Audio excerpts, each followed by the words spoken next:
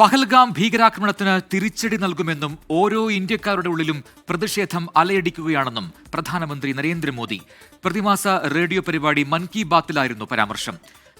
അതിനിടെ പ്രതിരോധ മന്ത്രി രാജ്നാഥ് സിംഗുമായി സംയുക്ത സൈനിക മേധാവി ജനറൽ അനിൽ ചൌഹാൻ കൂടിക്കാഴ്ച നടത്തി. വിസ കാലാവധി ഇന്ന് അവസാനിക്കാനിരിക്കെ 537 പാക് പൗരന്മാർ ഇന്ത്യ വിട്ടു എന്നാണ് കണക്ക്.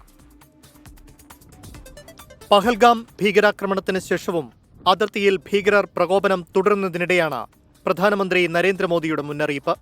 ഭീകരാക്രമണത്തിന് പിന്നിലുള്ളവർക്ക് ശിക്ഷ ഉറപ്പാക്കുമെന്ന പ്രധാനമന്ത്രി.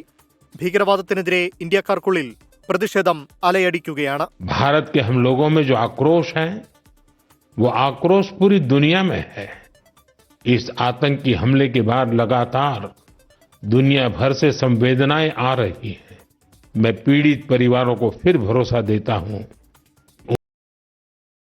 मिलेगा, न्याय मिलकर रहेगा. ഭീകരാക്രമണത്തിന്റെ പശ്ചാത്തലത്തിൽ സംയുക്ത സൈനിക മേധാവി ജനറൽ അനിൽ ചൌഹാൻ പ്രതിരോധ മന്ത്രി രാജ്നാഥ് സിംഗുമായി കൂടിക്കാഴ്ച നടത്തി. തുടർ നീക്കങ്ങൾ ചർച്ചയായി. അതേസമയം പാക് പൗരന്മാർക്ക് അനുവദിച്ച വിസ കാലാവധി ഇന്ന് അവസാനിക്കും. രാജ്യതലസ്ഥാനത്ത് 5000 പാക് പൗരന്മാർ ഉണ്ടെന്നാണ് IB-യുടെ കണക്ക്. ഈ പട്ടിക ഡൽഹി പോലീസിന് കൈമാറി. ഇതുവരെ 537 പാക് പൗരന്മാർ ഇന്ത്യ വിട്ടെന്നാണ് കണക്ക്. പാകിസ്ഥാനിൽ നിന്ന് 800 ഇന്ത്യൻ പൗരന്മാർ തിരിച്ചെത്തി.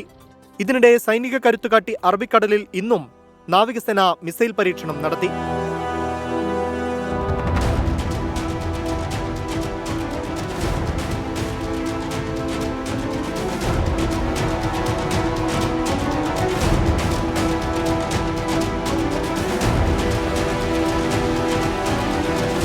വെസ്റ്റേൺ നേവൽ കമാൻഡിന്റെ ഭാഗമായ വിശാഖപട്ടണം, കൊൽക്കത്ത തുടങ്ങി ഡിസ്ട്രോയർ ക്ലാസ് യുദ്ധക്കപ്പലുകളും നീൽഗിരി ക്ലാസ് അടക്കമുള്ള ഫ്രിഗേറ്റ് യുദ്ധക്കപ്പലുകളും അഭ്യാസ പ്രകടനത്തിൽ പങ്കെടുത്തു.